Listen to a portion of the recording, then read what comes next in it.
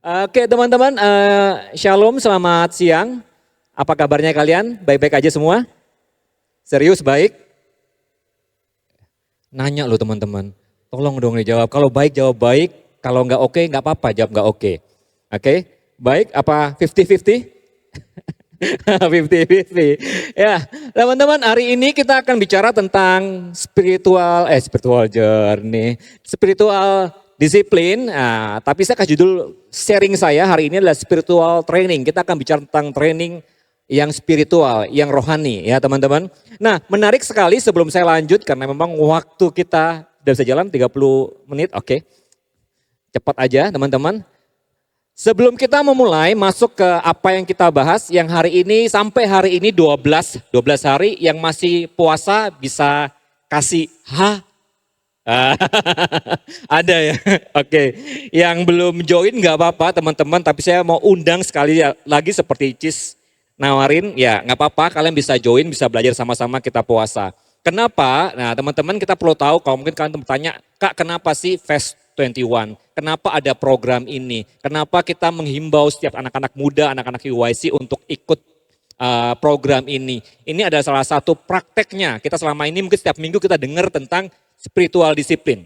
Kita dengar bagaimana kita harus baca firman Tuhan, berdoa setiap hari, ibadah setiap minggu mungkin, ya berdoa, baca, merenungkan firman Tuhan, apalagi praise and worship, muji dan menyembah Tuhan. Tadi puji Tuhan banget, saya merasa kayak WL kita ya, Tina dan Cecil kayaknya orang Batak deh. Pasti Panjaitan ya famnya ya.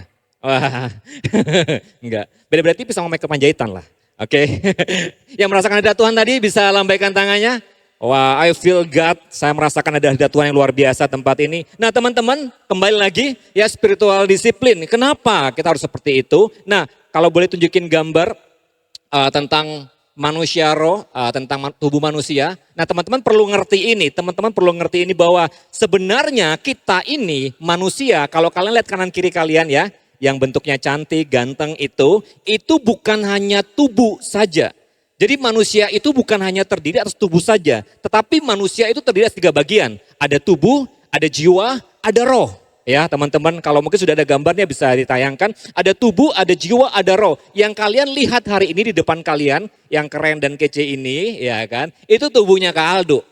Tapi di dalam tubuhnya saya itu ada yang namanya jiwa. Ya, ada yang namanya jiwa. Jiwa itu letak di mana pikiran, perasaan, kehendak berada. Jadi tubuh kita itu terdiri dari 3 bagian. Yang pertama tubuh, yang kedua jiwa. Jiwa itu ada pikiran, perasaan, dan kehendak. Kalau kita dibilang kamu sakit jiwa, itu artinya perasaanmu, ya kan, pikiranmu itu terganggu teman-teman. Ya tinggal masuk ke menur aja ya kalau itu ya teman-teman ya. Terus yang ketiga ada yang namanya roh. Nah roh itu inti daripada manusia. Makanya kenapa kita hari-hari ini, hampir 2 bulan ini kita ngomongin soal spiritual. Hal yang spiritual buat setiap kita teman-teman yang hadir tempat ini. Kenapa? Karena di 1 Tesalonika 5 ayatnya yang ke-23, ini tidak ada di slide ya. 1 Tesalonika 5 ayat yang ke-23, firman Tuhan berkata seperti ini. Ini kata-kata yang selalu dipakai Paulus ketika berjumpa dengan jemaat di kota-kota di mana dia layani.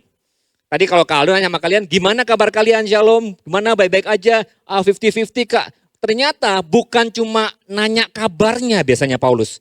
Paulus selalu menanyakan 3 hal ini. Ya, dia berkata gini, semoga Allah damai sejahtera, Allah Shalom, ya, Jehovah Shalom, Allah damai sejahtera itu menguduskan kamu seluruhnya. Dan semoga, lihat ini, roh, jiwa, dan tubuhmu terpelihara sempurna dengan tak bercacat dalam pada kedatangan Yesus Kristus Tuhan kita. Paulus selalu berkata gini, semoga damai sejahtera Allah itu menyertai tubuhmu, jiwamu, dan rohmu. Jadi Paulus bukan cuma bilang gini, jiwamu baik-baik aja, semoga gitu loh. Atau pikiran kamu baik-baik aja, kamu sehat hari ini, enggak. Paulus melepaskan kata-kata damai sejahtera, dilepaskan bukan cuma untuk tubuh jemaat yang ada di kota-kota dilayani. Tetapi jiwanya, juga rohnya dia perkatakan ada damai sejahtera buat itu. Coba lihat kanan kirimu dan bilang gini, biar tubuhmu, jiwamu, dan rohmu mengalami damai sejahtera Allah. Amin. Nah teman-teman, kita berbicara tentang spiritual disiplin. Kita berbicara tentang hal yang bersifat rohani. Kak, kita ngomongin yang jasmani aja lah gitu kan. Tapi tahukah teman-teman kalau kalian mengalami ini dalam kehidupan kalian, saya nggak tahu dengan kalian tapi saya pernah bahkan sering kali mengalami hal ini dalam kehidupan saya. Saya nggak tahu dengan kalian tapi ini sering kali terjadi sama kita manusia yang masih hidup di dalam daging ya, masih hidup dalam tubuh, masih punya jiwa, masih punya roh. Di dalam Roma 7 ayat 19. Roma 7 ayat yang ke-19. Roma 7 ayat ke-19 firman Tuhan berkata seperti ini, sebab bukan apa yang aku kehendaki, yaitu yang baik, yang aku perbuat. Melainkan apa? Yang tidak aku kehendaki, yaitu yang jahat, yang aku perbuat. Teman-teman, saya kalau mau tanya sama kalian, kira-kira kalian sejauh ini, ya kalau umur kalian anggap aja misalnya 24 tahun selama kalian hidup ya, 25 tahun, ada yang 27 tahun, ada yang 40? Ya, belum ada ya, 40 ya. Yang angkat tangan sendiri nih, teman-teman. Ya, sejauh apapun usia kalian gitu kan, lihat ini. Ini akan selalu ada dalam kehidupan kalian. Kalian pasti tahu kebenaran semua. Amin. Tahu ya, mencuri itu dosa tahu? Marah itu nggak boleh, dosa juga tahu? Menginginkan harta milik orang lain itu dosa tahu? Kita hampir semuanya tahu. Tetapi seringkali struggling ini terjadi nggak dalam kehidupan kita? Kita tahu nih, bohong itu dosa. Tetapi yang terjadi apa? Tanpa sengaja kok tiba-tiba yang keluar tuh bohong. Kita tahu ini, gitu kan. Mungkin ngerasa nih teman kita membicarakan di belakang itu mungkin dosa, gosip. Gosip, ya gospel. Gosip pelayanan. Wah, enggak rohani kalau gosip ya, gospel lah ya. Seringkali mungkin wah ini tadi soundnya kayak gini bla bla bla dan sebagainya. Ya anak ini telat pelayanan dan sebagainya. Kita rasani mereka mungkin. Kita tahu itu mungkin salah, nggak benar, nggak asik sebenarnya. Tetapi enak ya kak, ngerasani orang. Enak ya kak, bohong tipis-tipis. Lama-lama jadi bukit gitu kan. Enak ya kak, maksudnya ya nipu dikit-dikit lah. Enak ya kak, sekali menang judi online gitu kayaknya ketagihan pengen lagi. Nah teman-teman, kita tahu bahwa itu salah sebenarnya. Dan kalian ngerti di dalam roh kalian ada seperti suara hati nurani kalian ngomong, jangan lakukan itu. Pernah ngalami itu? Tetapi kenapa selalu outputnya itu yang jahat selalu menang? Ya apa enggak? Ya apa ya? Kenapa sih selalu kalah lagi? Kenapa bohong lagi? Kenapa gagal lagi? Berkomitmen untuk tahun ini supaya nggak bikin dosa ini. Tetapi kenapa jatuh lagi? Tahu kebenaran setiap minggu dikotbahin di EYC untuk dikasih ingat bahwa jangan lakukan dosa itu. Tapi kenapa gagal lagi? Teman-teman, kenapa kita gagal? Sekali lagi karena memang tubuh kita ini tubuh yang fana. Tubuh yang sudah terkontaminasi dengan dosa. Tubuh yang gini, hal-hal yang berdosa itu jauh lebih menyenangkan dibandingkan hal-hal yang baik. Benar apa benar? Teman-teman coba, tadi kayak katanya coaches tentang apa namanya filosofi teori. Ingat nggak kebaikan apa yang kalian lakukan seminggu ini? Kalau dibilang, ingat nggak dosa yang kalian buat seminggu yang lalu? Atau mungkin tiap hari kak saya ingat dosa saya, karena apa? Melakukan terus and terus. Teman-teman, kenapa kita seperti itu? Karena kita ini manusia yang hidup dalam daging, tubuh dan jiwa tadi yang seringkali diidentifikasikan sebagai daging, seringkali cenderungnya berbuat dosa. Oleh sebab itu, hal itu perlu kita disiplin, kita latih. Teman-teman saya mau nanya, misalnya kalau kalian pasti main bulu tangkis, pasti hampir semua main ya bulu tangkis ya. Lagi seru tuh setiap malam biasanya saya lihat di beberapa story teman-teman semua tuh booking lapangan main bulu tangkis. Misalnya kalau seorang pemain bulu tangkis itu tangan terbaiknya adalah right hand gitu kan. Smashnya semuanya right hand. Dan dia tahu bahwa backhandnya itu, benar ya backhand ya. Backhandnya itu lemah banget. Dia tahu pasti kalau dikasih bola-bola back pasti selalu nggak bisa nangani, nggak bisa handle. Apa yang dilakukan oleh seorang pemain bulu tangkis yang profesional? Dia pasti akan melatih area yang lemah, betul nggak? Dia pasti akan latih itu. Supaya apa? Tidak menjadi sebuah kelemahan yang diambil alih atau diambil keuntungan oleh lawan mainnya. Sehingga yang terjadi harus dilatih area yang lemahnya. Nah teman-teman, kehidupan kita manusia itu area lemah kita tuh di daging. Di keinginan-keinginan daging. Kita seringkali gampang gak perlu diiming-imingi dosa oleh iblis. Kita akan menjatuhkan diri dengan sengaja ke area itu. Betul apa betul? Oleh sebab itu, Alkitab berkata gini, roh itu penurut tapi daging lemah. Roh nurut sih, roh taat sih, terkadang roh juga mengingatkan kita untuk gak jatuh ke dalam dosa. Dia selalu kasih peringatan-peringatan buat kita untuk gak jatuh ke situ. Tetapi daging yang tidak terlatih, lemah, membuat kita keseluruhan tubuh, jiwa, dan roh akhirnya jatuh ke dalam yang namanya dosa dan kelemahan itu, teman-teman. Oleh sebab itu, 2 bulan ini kita bicara tentang spiritual disiplin. Kita mau ajak semua anak-anak YYC juga untuk ikut serta berpartisipasi di dalam Fast 21. Kita berpuasa, mungkin untuk pertama kali kita canangkan program ini, berpuasa rame-rame. Dan saya tahu itu bukan hal yang mudah teman-teman. Tapi saya salut, saya angkat topi. Wah, saya angkat topi buat teman-teman yang sampai hari ini di hari 12 masih tetap berpuasa. Bahkan masih hadir di doa Zoom kita setiap malamnya, 30 menit. Kasih tepuk tangan buat kalian semua yang luar biasa banget. Kata Ariel, kalian luar biasa ya, hebat gitu.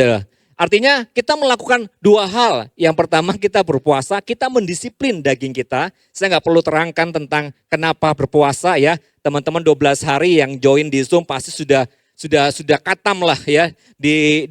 Dikasih tahu kenapa kita harus berpuasa. Kita ngambil satu disiplin, yang pertama kita berpuasa. Kita menyangkal diri kita menyangkal kedagingan kita. Kita mematikan keinginan daging kita. Yang selama ini kita makannya teratur 3 kali sehari ya. Kita cuma mungkin sehari sekali aja kita makan. Ya. Yang kedua, kita juga melatih disiplin kita untuk hadir setiap malam di Zoom doa kita. 30 menit aja. Gak pernah lebih, gak pernah sampai 1 jam ya teman-teman ya yang ikut ya. 30 menit. Kita lakukan itu. Itu kan sudah melatih 2 disiplin. Kata para psikolog gitu ya. Saya nggak tahu tadi kayak katanya Cis, ya mungkin kalau salah ya, Marci ya, Talin kalau ada ya. Ya kalau salah gitu kan. Kata psikolog untuk merubah satu habit kita perlu waktu sekitar 18 sampai 21 hari. Untuk merubah satu habit. Ya sekalipun tadi ya kita baca ayat renungan itu butuh waktu setahun, belum hafal-hafal teman-teman ya, belum terbiasa dengan itu. Tapi kata para pakar yang psikolog itu berkata bahwa untuk merubah satu habit dibutuhkan waktu sekitar 18 sampai 21 hari. Oleh sebab itu penting sekali teman-teman untuk kita latih roh kita, untuk kita latih daging kita supaya nggak lemah, supaya nggak kebobolan gol demi gol. Ya kita pakai formasi catenaccio, oke teman-teman? Minimal nggak kebobolan gol ya. Ya, kita sama-sama buka di dalam 1 Timotius 4 ayat yang ke-8. 1 Timotius 4 ayat ke-8 dalam firman Allah yang hidup dikatakan seperti ini. Latihan-latihan jasmani itu baik ya, tetapi latihan rohani jauh lebih penting dan merupakan daya dorong dalam segala yang kau lakukan. Jadi latihlah diri secara rohani dan jadilah orang Kristen yang lebih baik. Karena hal itu tidak saja bermanfaat dalam hidupmu sekarang ini, tetapi juga dalam hidupmu yang akan datang. Keren ya ayat ini waktu saya baca, waktu saya cari terjemahan firman Allah yang hidup, itu kayaknya jauh lebih gamblang sekali dikatakan bahwa latihan-latihan jasmani itu baik. Nge-gym setiap hari ke tempat gym itu bagus, oke banget. Bukan nggak salah dengan itu. Kalian setiap hari lari, bangun pagi lari, kalian latih diri kalian supaya hidup lebih baik, hidup lebih sehat, itu bagus. Tetapi firman Tuhan berkata, latihan rohani itu jauh lebih baik karena mengandung sebuah janji bahkan bermanfaat bukan saja nanti waktu kalian mati dan masuk surga, enggak, bukan untuk itu tujuannya, tetapi berlaku untuk kehidupanmu hari ini dan juga akan datang teman-teman. Jadi latihan rohani itu jauh lebih penting. Jadi teman-teman jangan pernah bosan kalau dari mimbar ini kalian selalu di-encourage untuk apa? Baca firman Tuhan, doa, baca firman Tuhan, doa. Kenapa? Alasannya kenapa? Kalau dalam terjemahan Message ya teman-temannya, dalam terjemahan Message bagus juga dikatakan seperti ini, saya terjemahkan ya. Berolahragalah setiap hari di dalam Tuhan, jangan ada kelemahan rohani. Wah, ini tadi nih, yang aku kutip di ayat pertama ya, seringkali daging kita lemah, tapi firman Tuhan berkata berolahragalah setiap hari di dalam Tuhan. Wah, itu berarti kalau nge-gym itu sambil dengar lagu pujian penyembahan kali ya. Ya. Mungkin seperti itu, mungkin sambil nge-gym sambil dengerin podcast mungkin firman Tuhan atau khotbahnya siapa gitu kan. Atau mungkin apa, lagi nge-gym sambil mungkin nyanyi, mungkin worship menyembah Tuhan. Saya nggak tahu gitu ya. Tapi di situ dikatakan bahwa berolahragalah setiap hari di dalam Tuhan. Artinya berolahragalah di dalam hadirat Tuhan. Tetap terhubung. Jasmani boleh dilatih, tetapi rohani juga tetap terhubung. Nah, latihan olahraga di gimnasium memang berguna. Tetapi kehidupan yang disiplin di dalam Tuhan jauh lebih berguna. Sama-sama katakan dengan saya mau disiplin rohani. Amin. Oke teman-teman, Amsal 22 ayat yang ke-6. Amsal 22 ayat yang ke-6. Firman Tuhan berkata seperti ini, didiklah orang muda menurut jalan yang patut baginya, maka pada masa tuanya pun ia tidak akan menyimpang dari jalan itu. Di dalam terjemahan sederhana Indonesia dikatakan seperti ini, tuntunlah anakmu di jalan yang benar selagi muda, agar ketika dewasa, ketika lebih usianya dikategorikan dewasa berarti lebih dari 25 tahun atau mungkin 22 tahun tapi sudah menikah. Itu dikategorikan sebagai dewasa. Sehingga ketika mereka dewasa, dia tidak menyimpang ke jalan yang salah. Di sini menarik dikatakan gini, didiklah. Didiklah atau latilah di dalam bahasa Ibraninya, dalam bahasa aslinya itu mengandung arti pengabdian atau canak. Bukan bahasa India ya itu ya. Bahasa Ibrani teman-teman, canak yang mengandung arti pengabdian. Artinya gini, artinya orang tua harus mengabdikan diri kepada Tuhan lebih dahulu untuk memberikan didikan dan disiplin rohani kepada anak-anak mereka. Jadi orang tua harus lebih dahulu terkoneksi sama Tuhan, harus lebih dahulu punya mengabdikan hidupnya untuk apa? Mempelajari kebenaran firman Tuhan, baru dia bisa melatih anak-anaknya. Nah ini buat orang tua masa depan, yang akan siap menjadi orang tua masa depan bisa katakan amin? Oke, Tuhan dengar ya. Yang keras tuh yang kayaknya sudah mulai di ujung-ujung pernikahan ya, kayaknya waktunya menikah dan waktunya bangun rumah tangga ini ya, teman-teman. Enggak. Setiap kita pasti one day akan menjadi orang tua. Nah, penting sekali buat kalian, ini penting sekali untuk kalian one day nanti harus mendidik anak kalian untuk takut akan Tuhan di rumah kalian. Amin. Kenapa? Karena menurut WHO ya, Badan Organisasi Kesehatan Dunia, kata-kata anak muda di situ itu antara usia 14 sampai 24 tahun dikategorikan muda. Ada yang di sini lebih dari 24 tahun, nggak apa-apa, kalian tetap muda. Amin. Ya, masih muda kok. Lansia juga semakin naik ke usianya ya, sudah nggak 60 tahun ditambah 70 tahun kalau nggak salah dikategorikan sebagai lansia. Saya percaya kalian semua tetap di sini sebagai anak-anak muda. Nah, WHO berkata bahwa itu anak-anak muda. Nah menariknya sekali teman-teman, usia untuk orang-orang Yahudi teman-teman, ini kan backgroundnya adalah Yahudi pasti ya. Alkitab backgroundnya pasti kehidupan di Israel. Artinya waktu dikategorikan didiklah anak muda, itu reasonnya apa? Nah orang-orang Yahudi teman-teman, itu mereka di usia 0 sampai 5 tahun, artinya waktu anak mereka masih balita, orang-orang Yahudi punya tradisi adalah mengajarkan Torah, mengajarkan Taurat, atau mengajarkan firman Tuhan kepada anak-anaknya setiap hari. Artinya orang-orang tua Yahudi, waktu mereka punya anak, mereka bertanggung jawab atas kerohanian anak tersebut, mereka ajak, mereka tuntun, mereka ajar mereka untuk kenal siapa Tuhan yang mereka sembah. Pertama, mereka ajar tentang iman mereka kepada Tuhan. Mereka ajar aturan-aturan agama Yahudi kepada anak-anak mereka sejak usia dini. Supaya apa? Karena mereka tahu tentang firman ini, kalau nanti mereka tua, sebandel-bandelnya mereka tahu kemana harus kembali. Kemana jalan yang benar, kemana harus pulang. Itu maksudnya teman-teman. Jadi penting sekali kenapa kita ini hari-hari ini ngajarin teman-teman untuk yuk disiplin dalam rohani. Semua masih muda kan tempat ini, amin. Supaya apa? Nanti waktu kalian tua, listen to me, dengar ini. Kalau ya sudah dikategorikan lebih lah ya, bukan lanjut lagi ya sebenarnya. Listen to me. Kalian mau sejatuh apapun, mau jauh dari Tuhan, mau kalian bikin dosa segelap apapun, percaya satu hal ini. Apa yang pernah diajarkan dulu mungkin di rumahmu tentang takut akan Tuhan, apa yang pernah diajarkan oleh sekolah minggu tentang takut akan Tuhan, itu mau nggak mau akan nancep dalam kehidupan kalian. Sejauh apapun kalian mencoba untuk lari dari Tuhan, Tuhan gak pernah tinggal diam. Dia akan selalu berbicara buat engkau. Hei nak, kamu terlalu jauh. Kamu mainnya terlalu jauh. Yuk pulang yuk. Yuk kembali. Yuk datang ke rumah Tuhan lagi. Yuk datang ke tempat yang benar. Yuk datang ke komunitas Tuhan. Teman-teman, siapa yang sudah nonton Last Supper? Ada yang nonton Last Supper? Wah, lumayan banyak ya.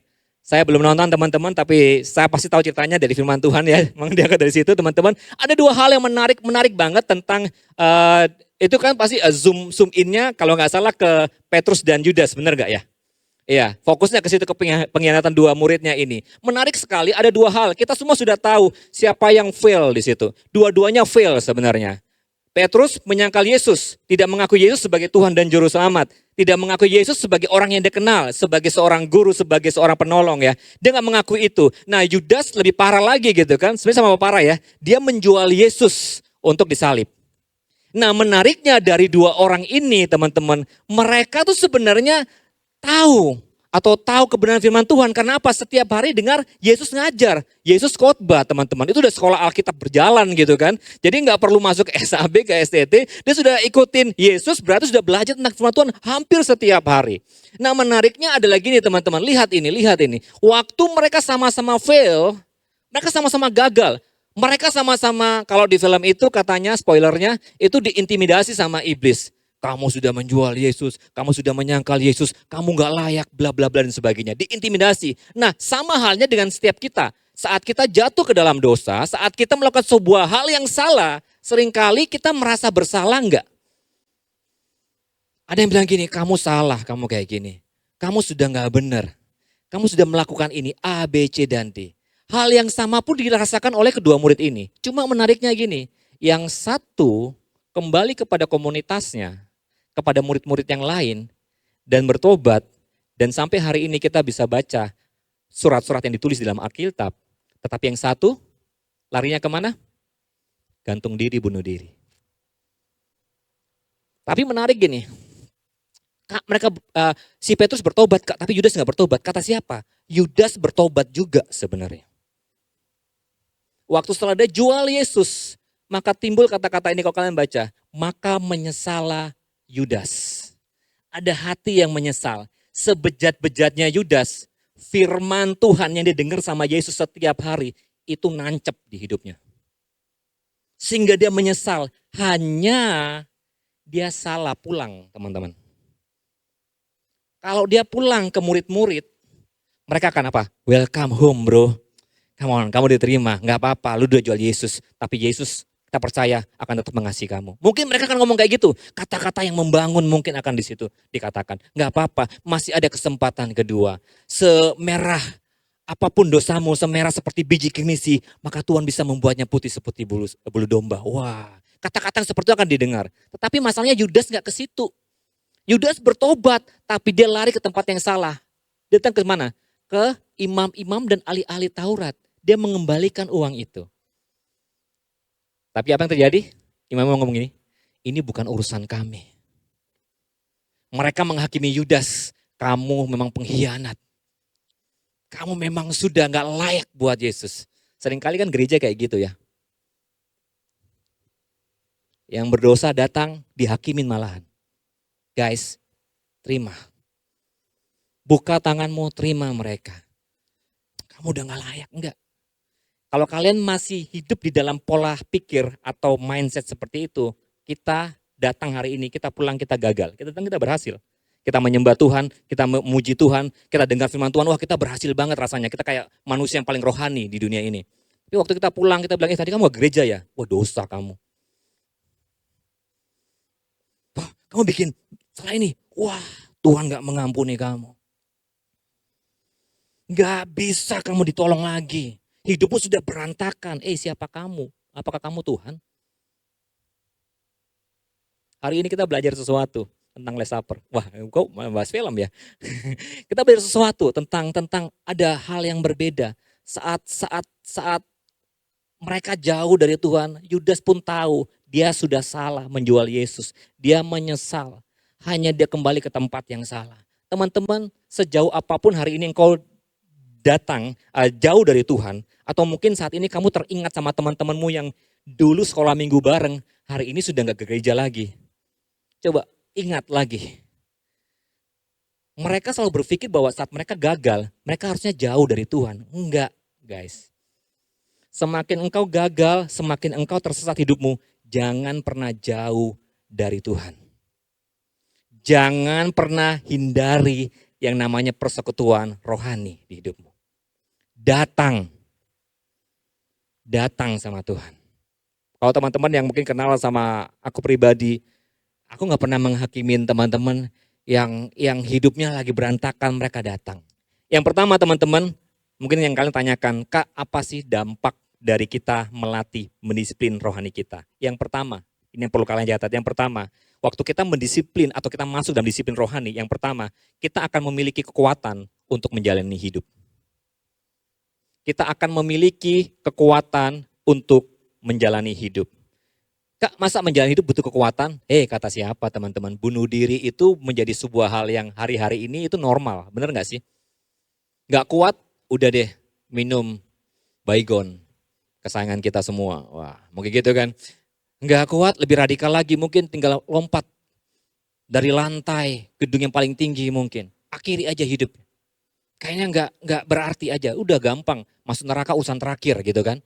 Teman-teman, ternyata untuk hidup aja kita perlu perjuangan. Kita perlu yang namanya apa? Kekuatan. Mazmur 112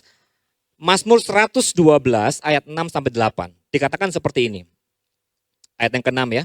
Sebab ia takkan goyah untuk selama-lamanya, orang benar itu akan diingat selama-lamanya. Ayat yang ke-7. Ia tidak takut kepada kabar celaka, hatinya tetap penuh kepercayaan kepada Tuhan. Yang ke-8, hatinya teguh, ia tidak takut sehingga ia memandang rendah para lawannya. Lihat orang yang mendisiplin kerohaniannya dia. Yang pertama, saat masalah datang, ia nggak akan goyah. Saat dia khawatir, saat kekhawatiran datang, ketakutan akan masa depan itu datang, hatinya tetap penuh percaya kepada Tuhan. Saat mungkin dia merasa diri terendah, hatinya tetap teguh. Kenapa? Karena dia membangun disiplin rohani sejak dari usia muda. Yang lagi heboh tuh Kim Saeron ya, benar ya teman-teman ya. Yang masih muda, orang bilang, eman banget ya masih muda, cantik, populer, terkenal dan sebagainya, punya segalanya, tapi ending-endingnya bunuh diri gitu kan. Artinya gini, kalau boleh ngomong, dia sih nggak kenal Yesus gitu. Dia sih nggak join sama EYC. Wah, nggak kebayang aja namanya. Wah, kan pasti akan ramai foto-foto di sini gitu kan sama dia. Iya, kenapa dia bisa serapuh itu, bisa serentan itu. Dan kita pasti akan dengar banyak, bahkan tahun lalu ada 10 kasus bunuh diri di Jawa Timur, itu 7 diantaranya itu anak-anak muda yang bunuh diri. Artinya rentan banget dengan itu semua. Why? Kenapa kita perlu disiplin rohani kita supaya sekali lagi waktu masalah datang kita tetap kuat, kita tetap teguh. Kita nggak gampang goyah, kita nggak gampang menyerah. Yang kedua, kita memiliki kekuatan untuk menjadi petunjuk jalan. Mazmur 112 ayat yang keempat. Di dalam gelap terbitlah terang bagi orang benar. Di dalam gelap terbitlah terang bagi orang benar. Artinya gini, orang benar, kalian mengaku Kristen, kalian gak luput dari yang namanya kegelapan hidup. Benar? Ada yang hari ini percaya Yesus tiba-tiba gini, gak mengalami masalah, gak mengalami problem. Halo? Kalau ada yang seperti itu, tenang, sebentar lagi kalian dekat Tuhan. Ya teman-teman, kita semua pasti mengalami masalah dan tantangan kehidupan. Oleh sebab itu, firman Tuhan berkata gini, di dalam gelap terbitlah terang bagi orang benar. Artinya teman-teman, bagi orang benar gelap adalah saat dimana kita itu diam dan berhenti, benar gak? Kalau kita jalan di dalam kegelapan pasti akan terhantuk, pasti akan tersandung. Karena apa? Gak kelihatan apapun. Tetapi jangan pernah khawatir, jangan pernah takut. Karena firman Tuhan di dalam Mazmur yang ke-23 ayat yang ke-4 berkata seperti ini. Sekalipun aku berjalan dalam lembah kekelaman, apa? Aku tidak takut bahaya. Sebab engkau bersertaku, gadamu dan tongkatku, itulah yang menghibur aku. Orang yang hidup di dalam kebenaran, yang mendisiplin dirinya dengan kebenaran, baca firman Tuhan setiap hari, tahu ayat ini. Waktu dia hidup di dalam kegelapan, dia berkata gini, waktu aku di dalam lembah kekelaman, aku gak pernah takut Tuhan. Karena Tuhan besertaku, gadanya dan tongkatnya, itulah yang akan selalu menghibur aku. Tapi orang yang hidup dalam kebenaran, waktu berada di dalam kegelapan, apa yang terjadi? Khawatir, depresi, panik, worry, bunuh diri ujung-ujungnya. Oleh sebab itu teman-teman, saya undang pemain musik Singers WL untuk bisa naik. Oleh sebab itu teman-teman, penting sekali untuk kita mendisiplin rohani hari-hari ini. Buat hidup kita, supaya nanti di masa tua kita gak menyimpang daripada jalannya Tuhan. Jadi kalau kalian diomongin gak ke gereja hari Minggu, jangan pernah bosen. Gak baca firman Tuhan kah? Jangan pernah bosen. Kalian sedang dilatih, didisiplin. Untuk apa? Tetap teguh di dalam kebenaran firman Tuhan. Supaya nanti kalian waktu tua, waktu kalian gak ada siapa-siapa yang tolong kalian waktu kalian jatuh. Kalian tetap apa? Bisa berdiri tegak, bisa berdiri kembali, dan tetap berjalan di dalam jalannya Tuhan. Amin. Saya berdoa bahwa renungan firman Tuhan yang singkat ini menjadi berkat buat setiap kita. Tapi boleh nggak main musik mainin aja, Sen? Mungkin kalian bertanya, Kak dampaknya apa sih kalau kita nih disiplin dalam rohani? Kak dampaknya apa sih kalau mungkin di masa muda kita nih, kita setiap minggu mengorbankan waktu kencan kita, yang harusnya kita ngedate sama pasangan kita, sama pacar kita, sama crush kita gitu kan. Atau mungkin kita menghabiskan waktu di luar sana dan kita mengabaikan ibadah. Apakah itu worth it Kak? Sebanding dengan apa yang kita dapatkan kelak nanti. Saya bilang itu worth it teman-teman. Kalian sedang melatih, menyalipkan keinginan daging kalian. Saya mau kasih tahu kabar baik buat setiap kita. 12 murid Yesus selain Judas Iskariot, ya Judas Iskariot juga ya sebenarnya ya. Mereka semuanya matinya gak enak teman-teman. Matinya benar-benar pikul salib, sangkal diri. Dan Yesus selalu ngomong kayak gini kan, barang siapa yang mau ikut aku, ia harus menyangkal dirinya. Artinya menyangkal kedagingannya, menyangkal keinginan-keinginan dagingnya, mengorbankan itu semua. Dan pikul salib, maka engkau layak buat Yesus. Kekristenan menawarkan suatu hal yang tidak mainstream teman-teman, anti mainstream. Barang siapa mengikuti Yesus, dia harus menyangkal diri, pikul salib, artinya tidak nyaman, tidak enak. Dan kita berlatih setiap minggu di bulan-bulan ini, bahkan setiap minggu kita berlatih di tempat ini untuk menjadi lebih kuat lagi secara spiritual, disiplin kita. Waktu roh kita kuat, itu bisa menguasai daging kita. Waktu daging kita dikuasai oleh roh kita, dituntun oleh Tuhan, maka setiap langkah kehidupan kita ada selalu kemenangan di dalamnya.